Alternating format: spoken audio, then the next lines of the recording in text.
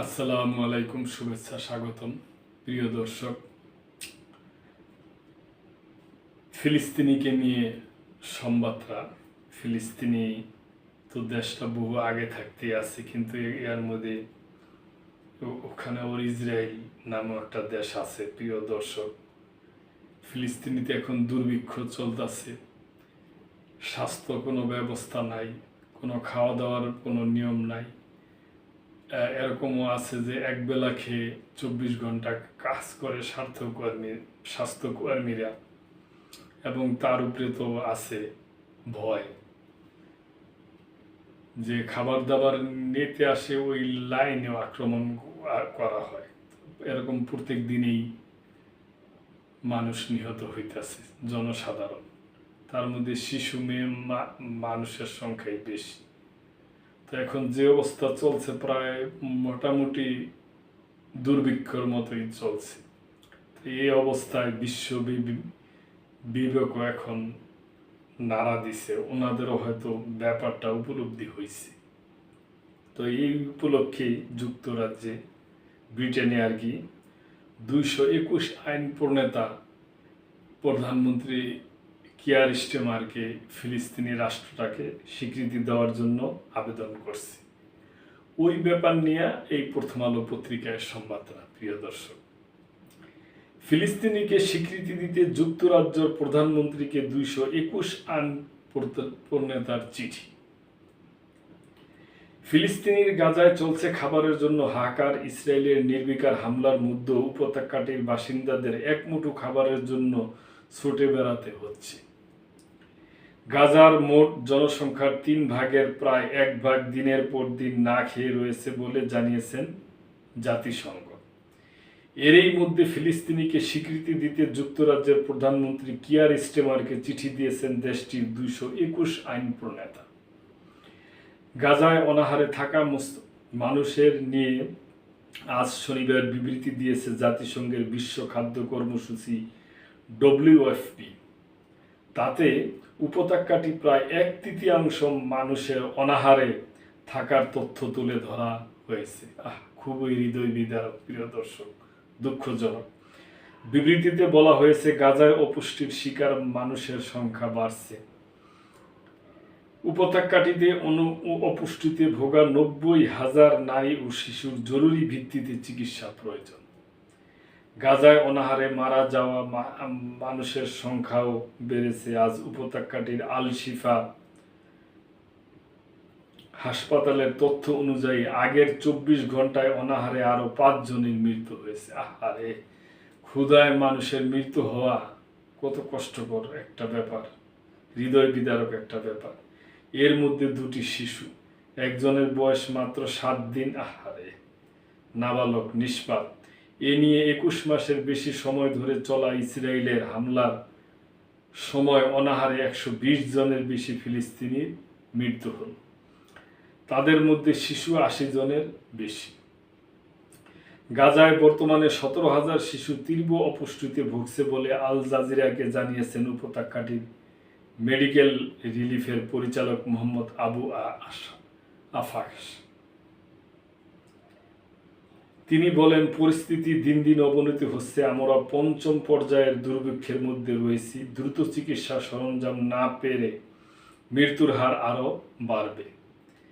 বিগত 5 মাসে এখানে কোনো খাবার, পানি ও ত্রাণ সরবরাহ করা হয়নি। হামাস সদস্যদের খুঁজে বের করা হবে। দীর্ঘ 11 সপ্তাহ অবরোধের পর গত মে মাস থেকে গাজায় খুবই সীমিত আকারে ত্রাণ প্রবেশ করতে দিচ্ছে ইসরায়েল। এছাড়া উপত্যকাটিতে ত্রাণ সরবরাহ করছে বিতর্কিত সংস্থা গাজা হিউম্যানিটারিয়ান ফাউন্ডেশন। এই সংস্থার ত্রাণ সংগ্রহ করতে গিয়ে গত 2 মাসে 1000-এর বেশি ফিলিস্তিনি হত্যার শিকার হয়েছেন বলে জানিয়েছে জাতিসংঘের মহাসচিব অ্যান্তোনিও গুতেরেস। এইটুকু কি হয় প্রিয় দর্শক? এরকম আধুনিক জবানা, এরকম আধুনিক বিশ্বে খাবার ক্ষুধা, সেই ক্ষুধার খাবারের ত্রাণ আনতে যায় মানুষের প্রাণ দিতে হয়। এরকম হয়ে গেছে পৃথিবী। এদিকে আজও গাজায় নির্বিচার হামলা চালিয়েছে ইসরায়েল। দেশটি জানিয়েছে সবশেষ একদিনে ইসরায়েল যুদ্ধ বিমানগুলো উপত্যকাটিকে শতাধিক লক্ষ্যবস্তুতে হামলা চালিয়েছে। হামলায় আজ ভোর থেকে অন্তত 25 জনের মৃত্যু হয়েছে। গাজার স্বাস্থ্য মন্ত্রণালয়ের তথ্য অনুযায়ী 2023 সালের 7 অক্টোবর থেকে ইসরায়েলের হামলায় প্রায় 59,000-এর বেশি ফিলিস্তিনি নিহত হয়েছে।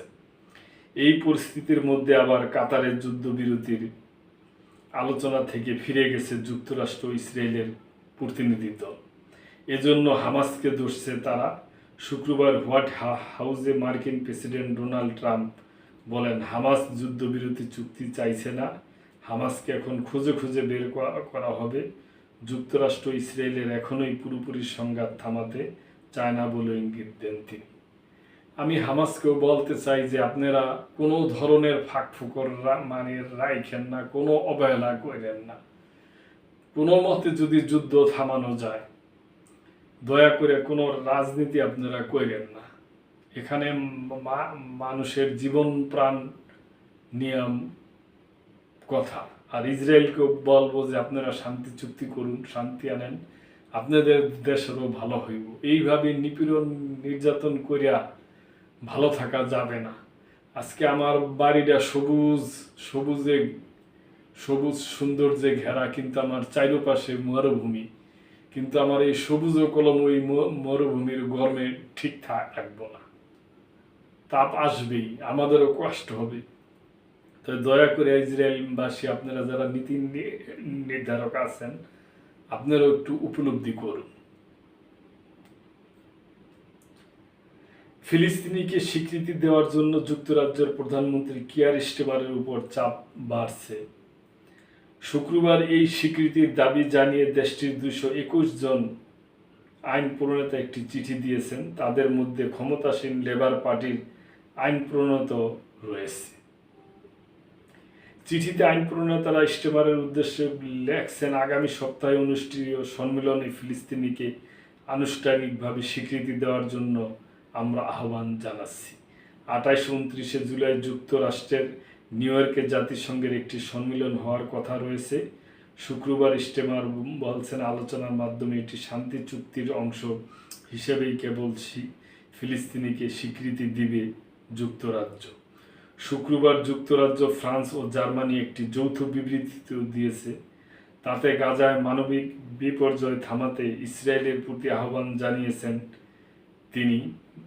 3 দেশ বিবৃতিতে দেশগুলোর নেতারা বলেছেন, বেসামরিক লোকজনের জরুরি মানবিক সহায়তা বন্ধ রাখাটা অগ্রহণযোগ্য। আন্তর্জাতিক মানবিক আইন অনুযায়ী ইসরায়েলকে অবশ্যই বিধিবিধানগুলো তুলে নিতে হবে।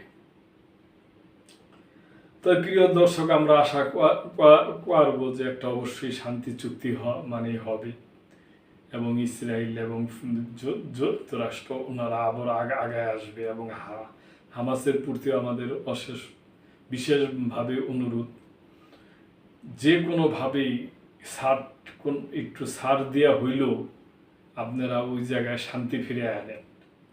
আপনাদের দেশে আপনারা থাকেন, ইসরায়েলের দেশে ইসরায়েলটা থাকুক। কারো উপর থেকে কারো কোনো অত্যাচার হামলা করার কোনো প্রয়োজন নাই। আলাপ আলোচনার মাধ্যমে যেইভাবে ভালো হয় তাই করুন। ডোনাল্ড ট্রাম্পের প্রতি আকুল আবেদন যে আমরা আশা করব যে আপনারা আলাপ আলোচনা করিয়া, এবং আমাদের যারা মুসলিম রাষ্ট্রপ্রধানরা আছে, আপনারাও আগায় আসুন। এইভাবে হয় না, এইভাবে হবে না। আজকে যদি আমার বিপদে আপনারা আগায় না আসেন, আগামীকালকে আপনাদের বিপদ হবে। সুতরাং আলাপ আলোচনার মাধ্যমে মীমাংসা করিয়া ফেলান, আপনারা সবাই শান্তিতে থাকেন এবং একটা দ্বিরাষ্ট্র ভিত্তিক একটা বন্দোবস্তের দিকে আগায় যান আপনারা সবাই।